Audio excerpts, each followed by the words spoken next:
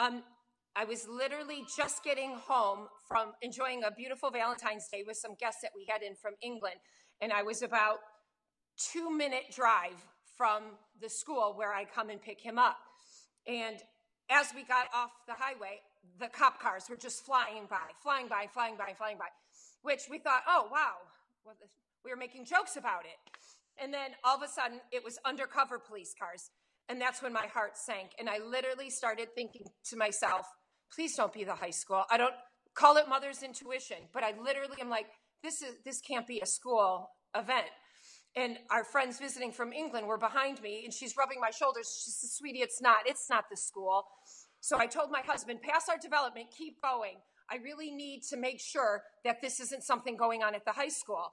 And of course, that was 20 seconds later, we passed the development, and sure enough, the ambulances were all over the intersection by the high school.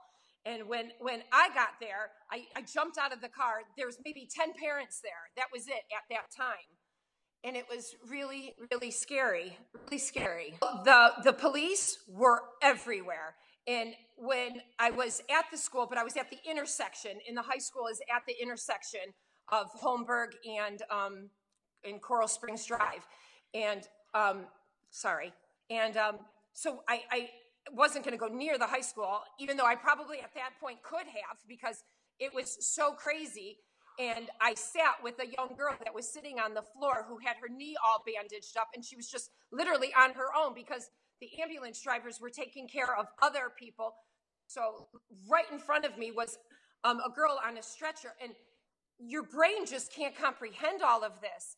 And what didn't make sense is that her face was all swollen and puffed up. And I'm going, but if this is a shooting, why does her face look like somebody beat her up?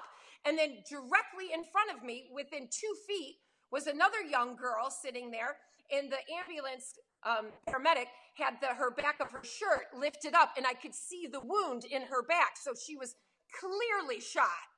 And truthfully, even right now, I think we're all still in shock over this. Parkland, I am from Strongsville, Ohio, and I've lived here a long time, and I moved to Parkland because it was a little bit of the Midwest down here in South Florida, which is so multicultural and we love. But Parkland is called Parkland because we got big trees, and it's an equestrian town and lots of horses, and it just reminded me of being back in the Midwest. So this couldn't be happening at Stoneman Douglas High School. Like it just, there's no way, but it was. I was there for probably, oh God, it's hard to judge time, honestly, but I think I was there for probably a half an hour before I got my first text from Liam. And my text was, there's been a shooting in the school. And he was telling me, I'm scared, Mom, and I love you, and I'm really scared. And like, I'm telling her that I'm in a band room with 50 other kids, and we're all held up here, and we're all just waiting about what's going to happen. And I was texting everybody who I knew, I love you, because I didn't know if I was going to see them again. And at one point, I was probably preparing myself for the worst. So there was a girl behind me who was crying, and I had to hold her hand and tell her that we were going to get through this. And, And in the beginning, Denise, kids were coming out. Like, in the first 15 minutes I was there was 20 kids coming out. And they were hysterical. It was me and 60 kids. We all thought it was a fire alarm at first, so we all went outside. And that's when I heard the first bang, and I instantly recognized that's a gunshot. And I said to my friends, I'm like, that's a gunshot. And and they're like, no, man, you're lying. And we heard 3 more, and that's when we had to be evacuated into the band room. And we're all sitting there cramped up, like in the back of a room, very dark, very quiet, and we're all sitting there just hoping to God, like, that we will have some way out of this, that we will make it through. And we're hearing rumors that kids are dying, and we knew that 3 kids had died at the point. We heard gunshots from outside of the classroom. We heard police screaming, and we heard just everything happening. And it's almost, in a way, you don't really understand, but then when it hits you, it's like, oh my God, this is happening right now. This is not a drill. This is real life. This is something that's happening. Yeah, I was consoling a bunch of other kids that were crying, and I was really, really like I shake. I don't like I cry at that situation. I shake until when I finally got out and saw my parents that didn't know if I was going to ever see them again. So I just broke down and started crying and I held on to them tighter than I ever had before because I was not sure if I was ever going to be able to say I love you again. And Denise, what was so heartbreaking is that these kids, these young kids, were coming out and they don't have their mom there. They don't have their dad there. And, maternal instinct kicks in and you're just like, are you okay? And they were sharing stories with me that were just absolutely devastating. I mean, devastating what they told me they saw. There was one boy sitting on the lawn, and there was a gentleman sitting there with him. And I said, I'm sorry, is this your son? And he said, no, I'm just sitting with him. And I just felt like sometimes he just need a mom figure there. So I sat down next to this boy. And I said, are you okay, honey? And he used profound language, which I won't repeat, but he said, I saw my best friend die.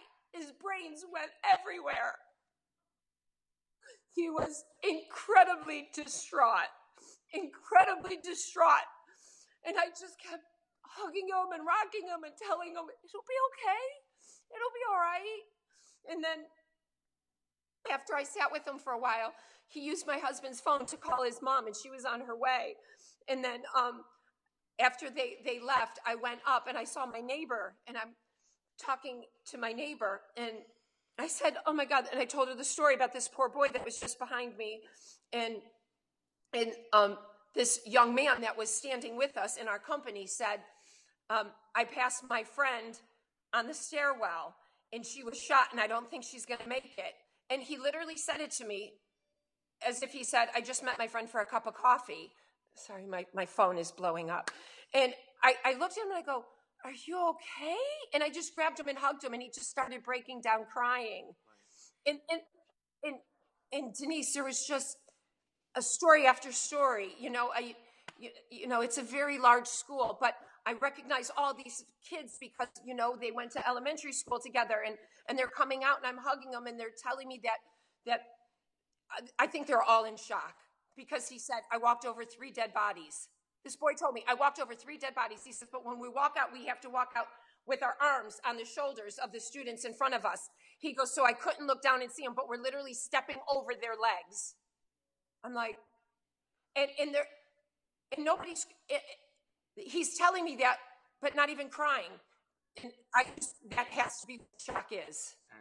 And I'm going to tell everybody that I made it out and that I love them, and I'm just going to spread the word that everybody has to stay strong, because that is one thing that will keep us united in a situation like this. Because even though we may seem like we're all weak right now and we're all just in shock and hurt at what happened, our strength in numbers is what keeps us alive and what keeps us together. I was going over to kids that I didn't even know and hugging them and saying, thank God you're alive. Thank God we made it out. Denise, it's a beautiful community. These kids are amazing kids. It's such a shame. And if I can say so, change has to be made. Mental illness in our children is so bad right now, and somebody needs to do something. This is just happening way too often and way too more frequently, and our children are suffering, and these kids with mental illness are suffering and taking it out like this when they just can't take it anymore.